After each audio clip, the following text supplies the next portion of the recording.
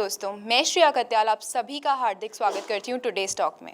हम खड़े हैं मारवा स्टूडियोज़ में और आज हमारे साथ हैं एक बहुत ही सेलिब्रेटेड एक्टर जिनको आपने युधिष्ठिर की फॉर्म में देखा है महाभारत में। जी हाँ, we are in conversation with a very talented actor mister Gajendra Chauhan.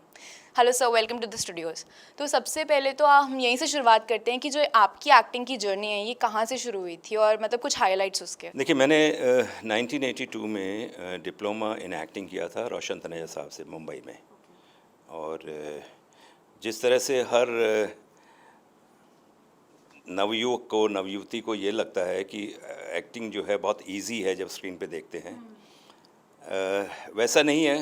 जो ग्लैमर स्क्रीन पे दिखता है, ग्लैमर बिल्कुल नहीं है। ग्लैमर सिर्फ ऑडियंस के पॉइंट ऑफ व्यू से होता है। बेसिकली फिल्म इंडस्ट्री की जो जर्नी होती है वो बहुत हार्ड वर्किंग और ऑनेस्टी के साथ करनी चाहिए बेसिकली, क्योंकि जब आप खुद कन्विंस नहीं होंगे, खुद उसमें ईमानदारी नहीं रखेंगे अपने काम में, तो आप 100 करोड़ लोगों को कैसे कन्विंस करेंगे। मेरी जर्नी बेसिकली दिल्ली से शुरू हुई। मैं दिल्ली का रहने वाला हूँ और मुंबई तक एक्टिंग कोर्स करने गया, वहाँ से एक्टिंग कोर्स किया। और उसके बाद जो एक स्ट्रगल जिसे बोलते हैं, basically struggle bread and butter के लिए नहीं होता है, स्ट्रगल होता है आइडेंटिफिकेशन के लिए, अपनी पहचान बनाने के लिए।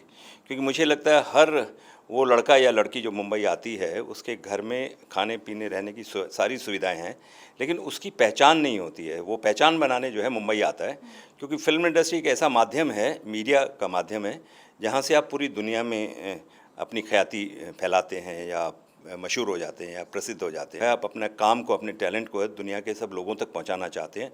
तो मुझे लगता है कि हर व्यक्ति जो वहां आता है वो स्ट्रगल करता है आइडेंटिफिकेशन के लिए। मैं भी उनमें से एक था। और मुझे जब जर्नी मैंने शुरू की तो मेरे साथ ये थोड़ा सा अच्छी बात रही कि टेलीविज़न जो है उन दिनों जन्म ले रहा था। 1980s के अर्ली में टेलीविज़न जो है उसकी शुरुआत हो रही थी कि टेलीविज़न सीरियल्स बनने शुरू हुए थे। लेकिन उन दिनों क्या होता था कि 13 एपिसोड्स की कहानियाँ बनती थी और मैंने उनमें एक एक दो दो एपिसोड में बहुत सारे में काम किया।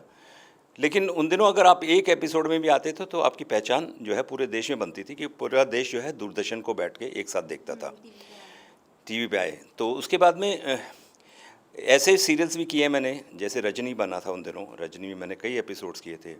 दर्पण बना, उसमें बहुत सारे एपिसोड्स किए। फिर उसके बाद में ऐसे छोटे छोटे कई सीरियल करता रहा और थोड़ी थोड़ी पहचान लोगों में होने लगी।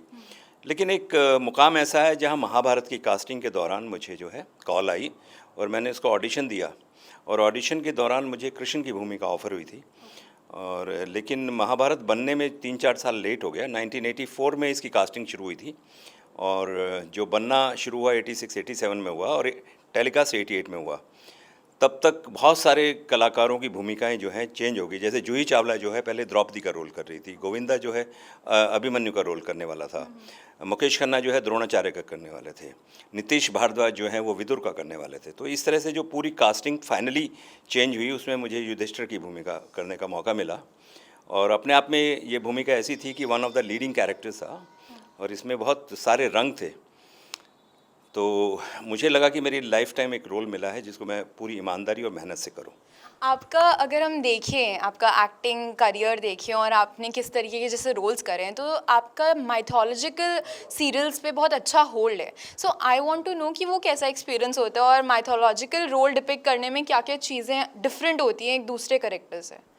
देखिए इसमें ना बॉडी लैंग्वेज होती है, आपका जो कॉस्ट्यूम होता है, आपका जो गेटअप होता है, आप उसको पूरे दिन के लिए कैरी करना पड़ता है, which is little more physical than normal characters जो होते हैं।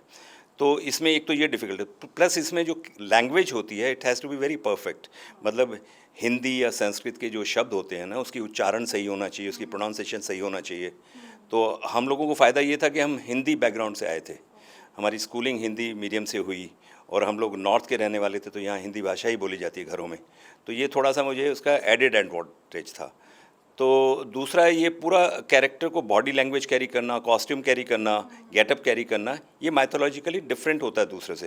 बिकॉज हम जीवन में अपने राजा नहीं होते, लेकिन एक राजा को डिपिक्ट करना है स्क्रीन के ऊपर, तो इतना कन्विंसिंग होना चाहिए कि लोग माने कि यार ये राजा हो सकता है ऐसा।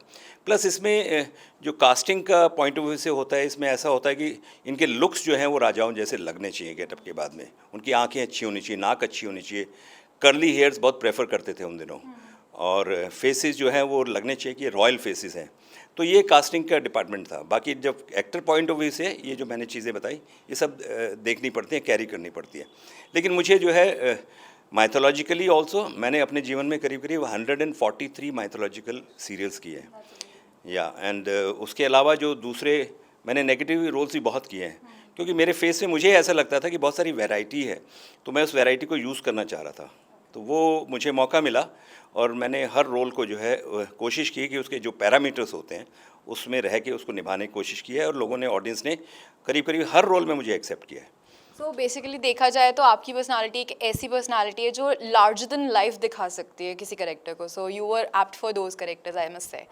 Okay, so now this was all about acting. Coming on to politics now, I heard that according to my research you are into politics also now. तो उसमें किस फील्ड को आप टच करना चाहते हैं, and why this idea of politics came to your mind? What is the motive behind it? मैं राजनीति को इस पॉइंट ऑफ व्यू से मानता हूँ कि समाज सेवा और देश सेवा का एक बहुत अच्छा मंच है यहाँ पे. हमें फिल्म इंडस्ट्री के माध्यम से एक मंच मिला है जहाँ हम लोग पॉपुलर हैं, लोगों तक इजीली पहुँच सकते हैं, लोगों को इजीली कन्विंस कर सकते हैं.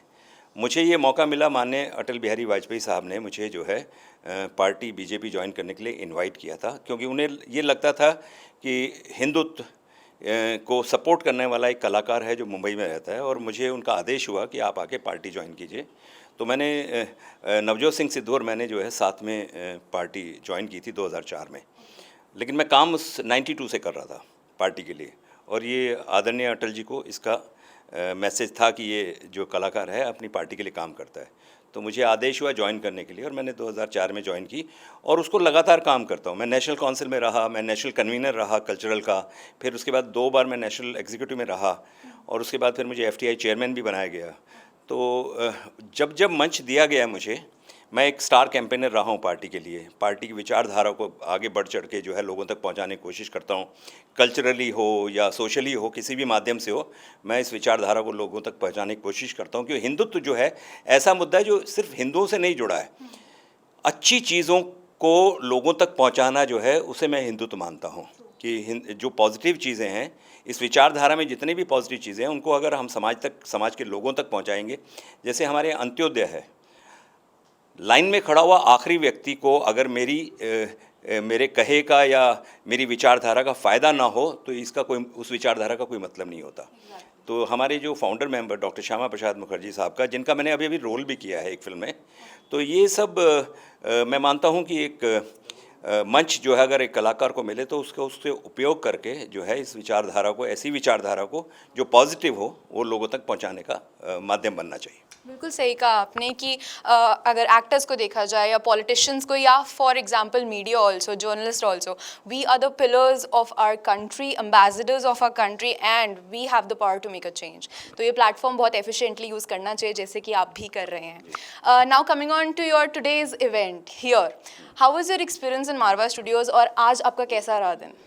देखिए, मारवा स्टूडियो में संदीप मारवा साहब मेरे बड़े अच्छे दोस्तों में से हैं, और मैं कई बार पहले भी आया हूं, लेकिन आज अशोक त्यागी जी का निमंत्रण था हमारे लिए. FWIC जो हमारी federation of western India cine employees Mumbai में है, उसके हमारे चेयरमैन हैं BN तिवारी साहब, उनके माध्यम से, और हमारी दूसरी एसोसिएशन के सब जो गणमान्य व्यक्ति हैं जो वहाँ लीड कर रहे हैं, वो सब इकट्ठे होकर हम लोग आए.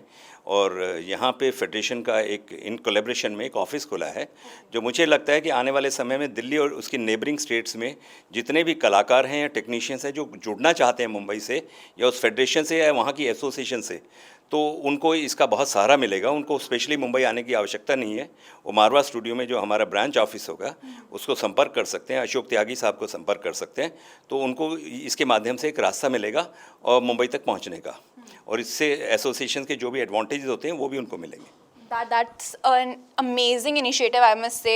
And मुझे पूरी आशा है कि ये जो आप लोगों की टीम है बहुत अच्छे से काम करने वाली है, because we all know that team means together everyone achieves more. So all the very best for your this initiative. Last but not the least, which is very important, आप खुद एक experienced actor हैं, आपने हर चीज़ को feel करा है और आपकी इतनी अच्छी जर्नी रही है. तो मैं चाहती हूँ कि आप हमारे audiences को एक inspirational message दें related to your life, your experiences, your feelings, that how to go about in life and क्या चीज़ें उनको अपने दिमाग में रखनी चाहिए.